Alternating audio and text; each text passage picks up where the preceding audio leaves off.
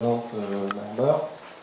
Donc j'aurais voulu proposer un peu à tout le monde, donc, par rapport à la problématique posée sur la démocratie en Afrique, de passer un peu en revue sur le domaine des étymologies en fait, pour essayer de mieux cerner le problème, donc, avant de se lancer dans des tentatives de réponse ou de propositions. Donc là, je vois la question, je me permets de me lever.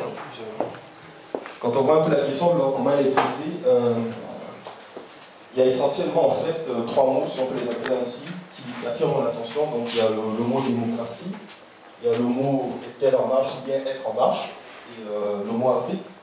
Je pense qu'il mériterait en fait d'apporter certaines précisions pour pouvoir, n'est-ce pas, illustrer. Merci. Donc la démocratie. Quand on prend par exemple être en marche, donc tout le monde voit un peu quoi c'est que c'est être en marche, c'est du point de vue mécanique, quelque chose de fonctionnel, quelque chose qui va dans le sens qu'on veut, etc. Et puis il y a deux mots qui sont assez compliqués pour moi, donc la démocratie, du moins démocratie et Afrique, qui méritent également une définition, du moins un passage en revue des étymologies dans l'histoire, comment ces mots ont été définis, par qui, et aujourd'hui, qu'est-ce que ça donne finalement.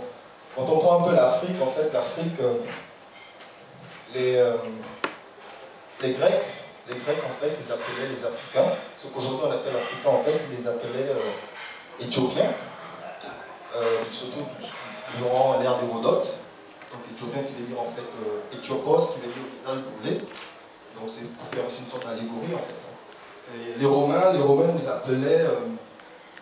Romains nous appelaient Afrikiyar, en fait Afrikiyar qui est le nom d'une tribu berbère, ou bien Afar, les Afars aussi qu'on trouve dans la région de la Somalie actuelle, qui est également une tribu.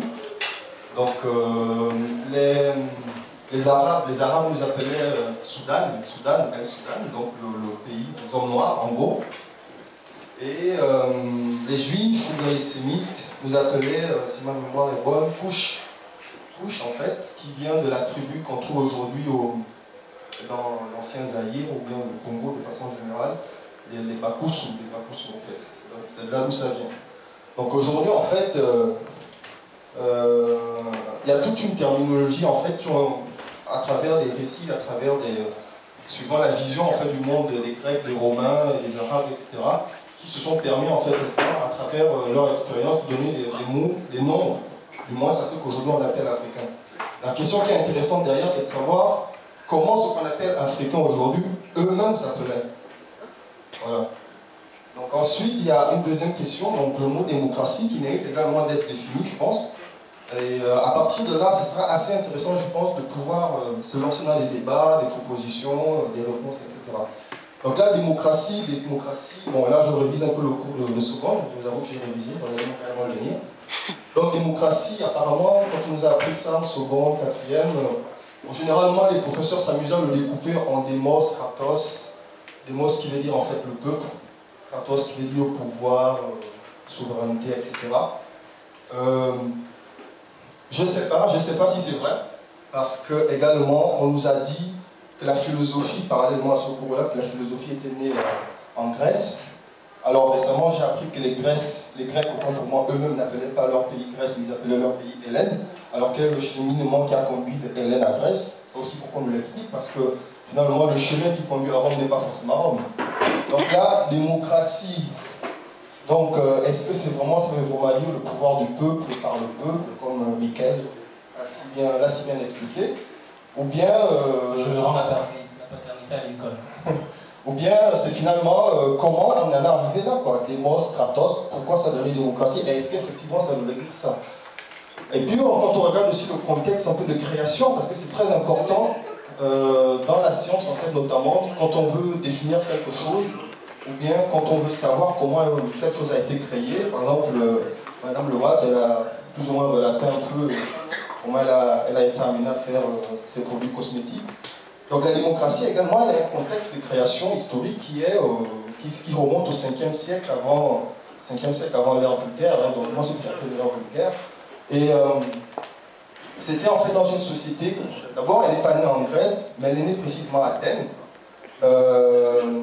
dans une société athénienne, en fait, où on avait environ 400 000 ou 4, je ne sais pas les bons chiffres, mais en gros, une grosse proportion d'esclaves, et puis notamment une classe bourgeoise élite qui dirigeait un peu tout, et dans laquelle ils ont créé ce système-là pour essayer un peu de gérer la population.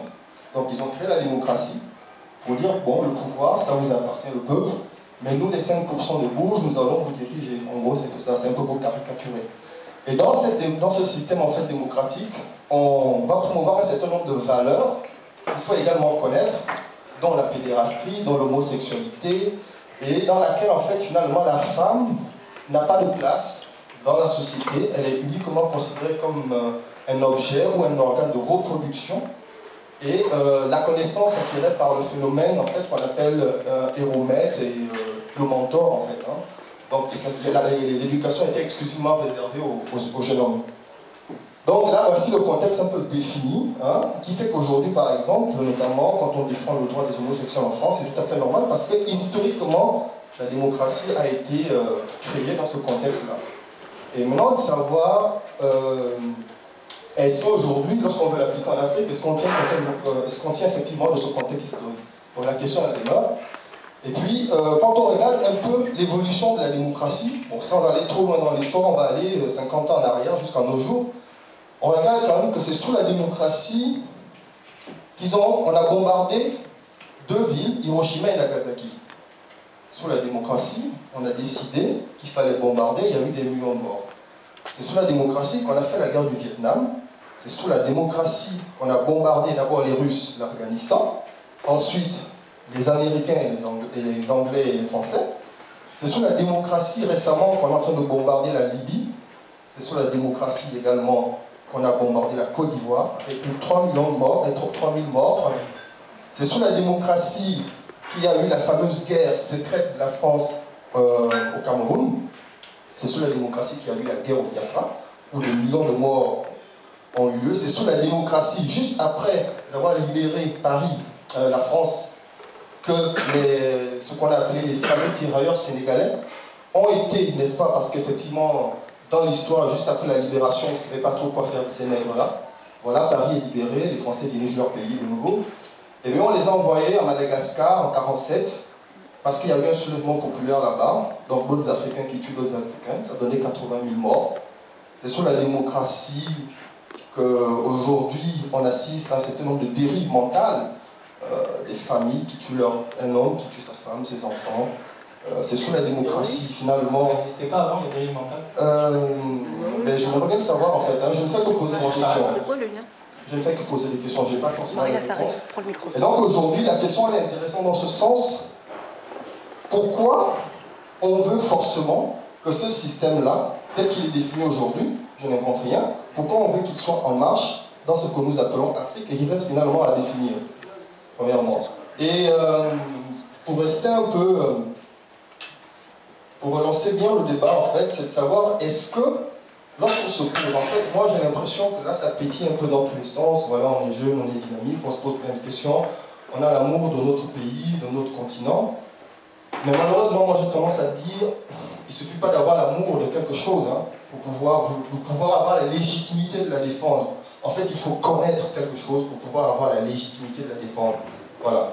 Donc aujourd'hui, on se rend compte qu'on traite beaucoup de problèmes, la jeunesse elle est très inquiète par rapport aux problèmes qui ont en Afrique, mais elle n'a pas forcément la connaissance, elle n'a pas forcément le repère historique et idéologique qui nous permet, n'est-ce pas, de comprendre d'abord ce qui ne va pas et ensuite envisager des solutions.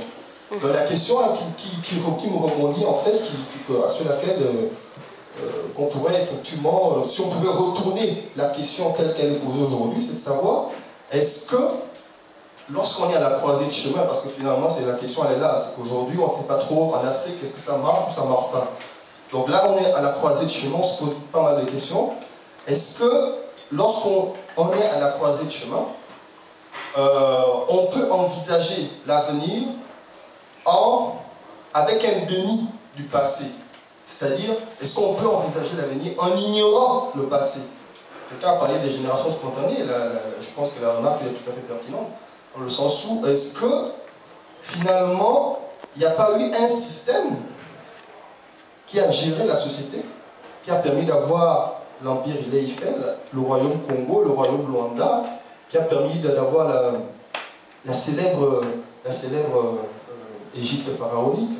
Est-ce qu'il n'y a pas eu un système dans lequel ce qu'on appelle aujourd'hui africain, les gens se repéraient et fonctionnaient très bien? Voilà, merci. Merci.